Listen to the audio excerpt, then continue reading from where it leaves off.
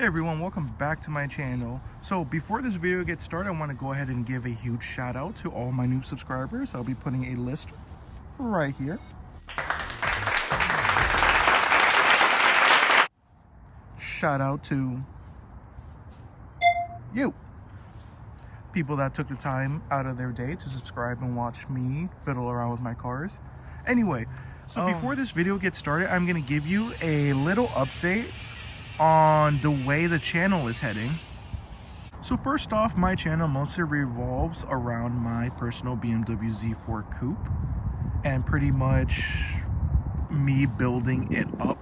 So showing everything I do with it maintenance wise and performance. Second car on the channel is my Project Z, which I am almost finished for. Last thing I have to do is paint.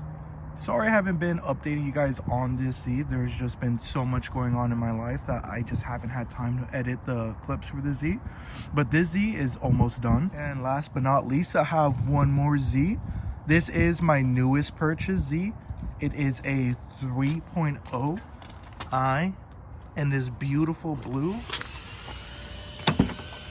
Now this Z I have not officially introduced to the channel quite yet, just because there's a couple of things that has to be done on it before it's perfect. But more Z content coming soon.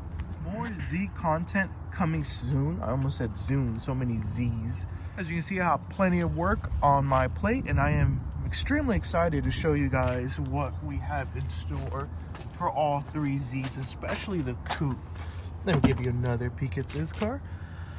This car is in absolutely beautiful condition. Hey everyone, welcome back to my channel. So today I'm going to teach you how to do a full ignition service for your N52. And it's pretty easy. All you pretty much need is some sort of magnet. I'm using a screwdriver with one of these interchangeable ends, just because it has a magnet right in here. You're going to need that, and I'll show you just the reason why in just a little bit. You are going to need a ratchet, an extension, a spark plug socket, and some Allen keys. You will also, without a doubt, need a ignition service kit from our friends FCP Euro. Unfortunately, they do not sponsor me, or nor am I associated with them in any sort of way. I just absolutely love their products. All right, let's see what comes with their ignition service kit. I'm going to use my snap-on knife.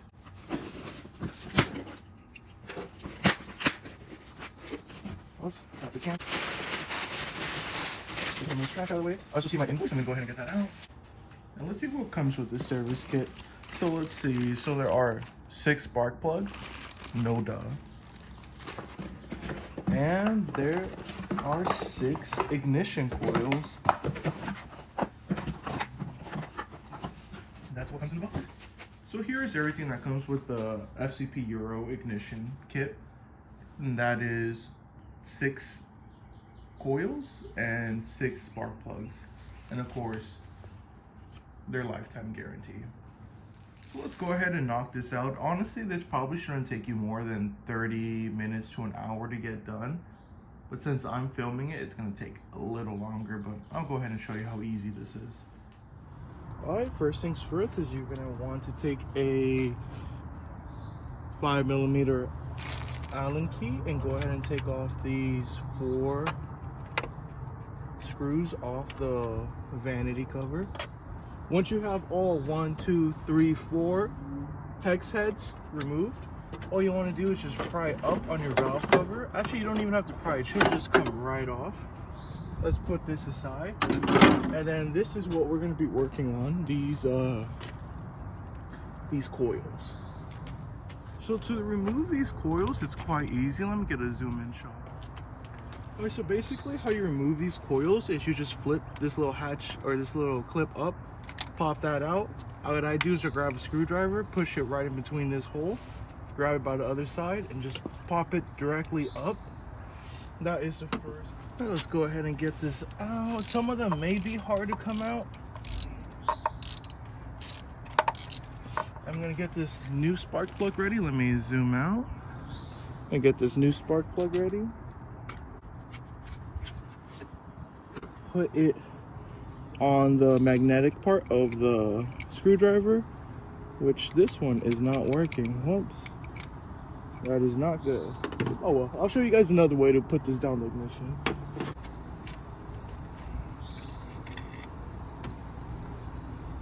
Old plug.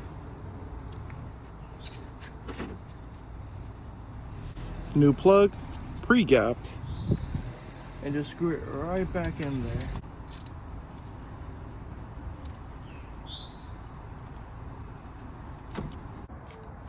Alright, so let me go ahead and give you a detailed view on what I'm doing. So first thing you have to do is go ahead and unclip the actual ignition coil, and it should just slide this little connector right out like that. And then I grab a screwdriver, stick it in through the coil, clip, and then pry up with it with both hands. That pops it out. Grab my spark plug tool and socket. Let's go ahead and remove it. Alright, now that the spark plug is loose, I grab an actual spark plug socket, one that has a little sticky side at the end. Finish unscrewing it, and it should just grab it. Oops. It should just grab it. It's so long. There we go. It is unscrewed. Pull this guy out. Spark plug looks good. So I'm grabbing the new plug. Oh, don't want to touch that.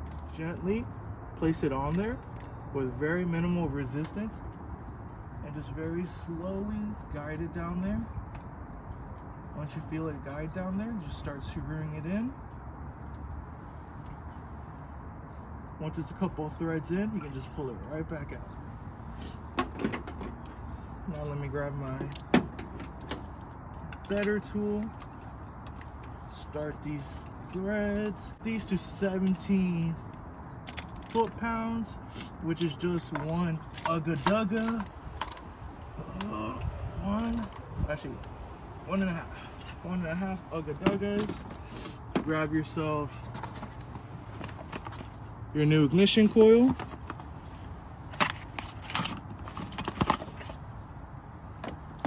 Slide it in, and before I slide it fully in, I seat the connector. Make sure it guides in correctly. Now I push it in, and that is pretty much all the hard stuff. Now what you have to do is just put your cover back on. Give everything a good wipe down. Put these screws back on, the valve cover screws. And normally you would want to start your car and check make sure everything works, but I'm confident that everything does work, and it's raining here in Georgia. So I'm just gonna get this tidied up as fast as I can. All right, now that you are all done with the engine work, what you want to do is go ahead and hop in your car, take your key, and pretty much turn it on. Give it a second to prime the fuel pump.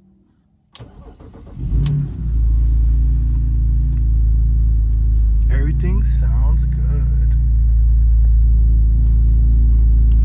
Give it a second to warm up, and I'll get back to you guys in just a second. Right, now that the car has some temperature in it, we can go ahead and take it out on a test drive, make sure everything works as it should. Before we take it out on a test drive, let me show you guys a little sneak peek on what's coming up for the channel.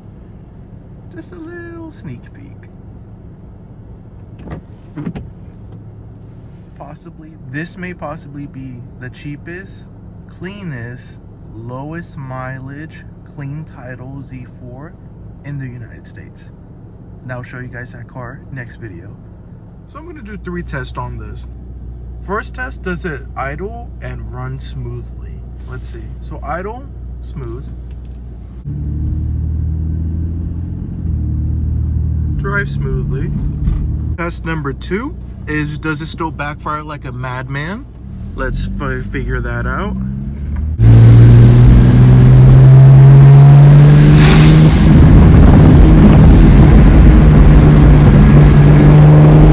number 3 is, will it still light up the rear tires effortlessly? And what I mean by that is traction control is turned on, sport mode is off, and I have the transmission set to auto.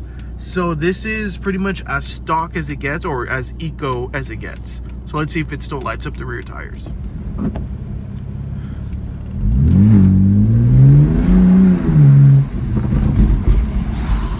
Yep, still lights up the rear. So it is raining outside and it is very, very moist. So that last test may have not been a good test, but it did light up the rear tires with just about 20% throttle input, which is a lot less than what it usually does. So I'm assuming it still is pretty good. So even after changing, or pretty much being done with the car test drive, all the plugs are out, all the new ones are in, I still like to take the time and study all the old equipment that came out of it. This car, I've never changed the spark plugs on. I bought this car at 69,000 miles and currently it's sitting at 98,000 miles. So I thought it's probably time to get the coils and plugs changed. And taking a look at all of the plugs and coils, all the coils look amazing. They all look brand new. I might actually keep this and save them for an emergency. And the actual plugs, the spark plugs, look amazing. Some of them do have a little bit of dampness on it, like a little bit of oil, and I would have to say that is my fault. Especially this one. This one has a lot of oil on it, on the very outer edge of it. And like I said, I'm gonna blame that on myself, because there was this one time where I was changing the oil and I had no oil filler, and I dumped oil all over the cover, which seeped through the cover, or not through the cover, but through the cracks and all that, and got down onto the valve cover, and there was like this little puddle of oil, and I know exactly where that came from, and it looked brand new, so that's where that oil came from. But other than that, all of these plugs are OEM BMW. They say Bosch. Let me try to get a close-up look. All say Bosch BMW. And same with the actual plugs. I mean, the plugs. They all say made in Germany, Bosch. And so after you're done that, you pretty much are done with your oil change. I mean, with your ignition change. Oops, almost forgot one more thing. Last thing to do is actually file away all your maintenance paperwork. Awesome. You guys have a good one. See you guys next video.